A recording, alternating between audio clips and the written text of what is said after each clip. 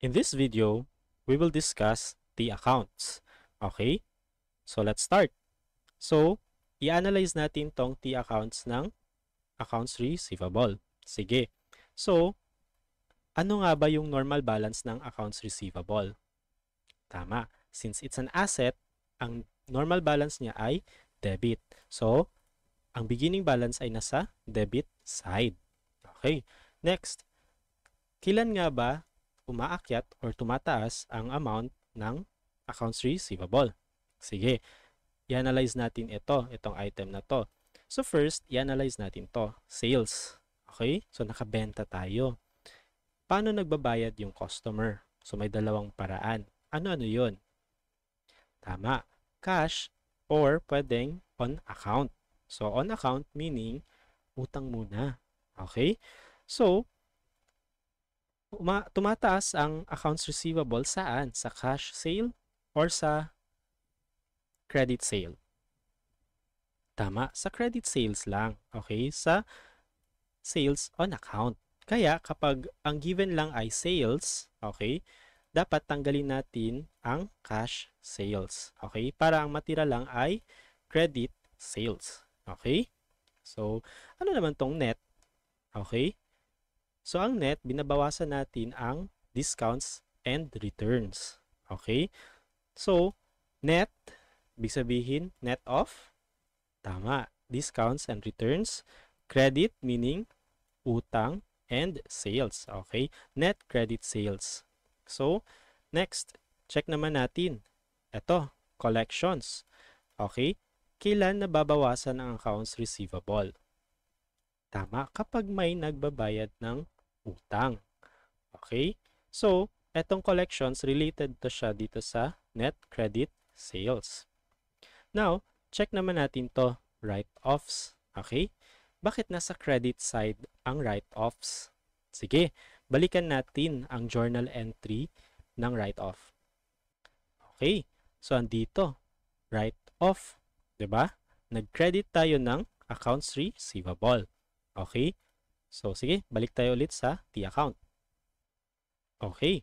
So, again ha, ito yung dahilan kung bakit nasa credit side ang write-offs. Okay? Based na rin sa journal entry. Now, sir, bakit dalawang sides may recoveries? Sige, balikan natin yung journal entries kapag nagre-recover tayo ng accounts. Ayan. So, nag-debit tayo at nag-credit tayo ng accounts receivable kapag nagre-recover ng accounts previously written off. Ayan. So, next, ito.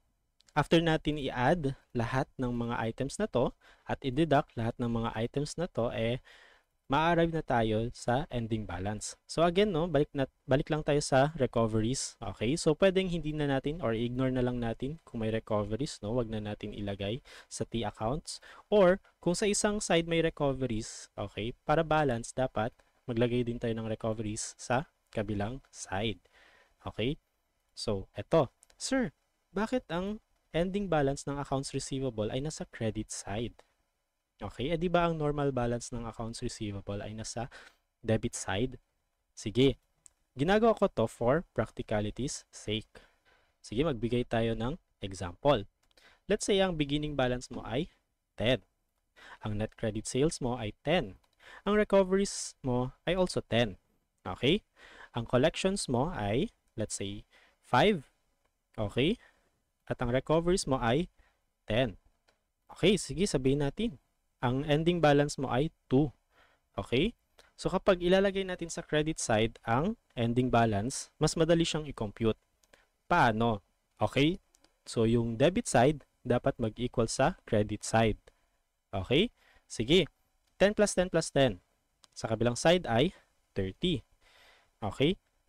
Dito naman sa kabilang side, hindi balance kasi, okay, 5 plus 10 plus 2, 17 lang. Okay? So, ang write-offs dapat, okay, 13. O, diba? Mas madali pag ganito. Try naman natin ilipat sa kabilang side si ending balance. Again, alam natin na ang answer ay dapat 13. Lipat natin sa kabilang side. Sabihin natin, same given, 2. Okay. Sige, kailangan natin i-analyze. Okay. Yung debit side ay 10 minus, okay, so 30, no? 30 minus 5, 25. 25 minus 10, 15. Okay? Kaso, 15 daw. Dapat yung ending balance. Kaso, 2. 2 lang ang natira. So, 2 minus 15, dapat 13. Ayun. O, diba? Ang dami pang mental gymnastics na nangyayari. Okay? Samantalang, if dito mo siya nilagay, mas madali. Kasi, isipin mo lang, dapat yung debit at saka yung credit, dapat balanced. Okay? So, dito sa left side, merong 30.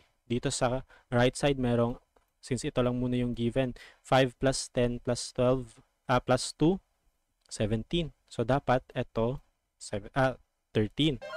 Mas madali. Okay?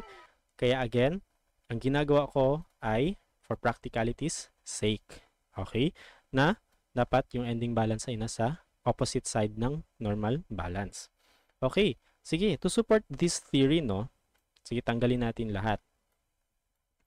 Okay? If ever tatanggalin din naman natin lahat, okay, dapat mag-balance din naman ang equation, 'di ba? So, dapat 10 din to dito. Okay? So, gets nyo ba? Okay. So, we will discuss allowance for bad debts, okay, yung T accounts niya, in another video.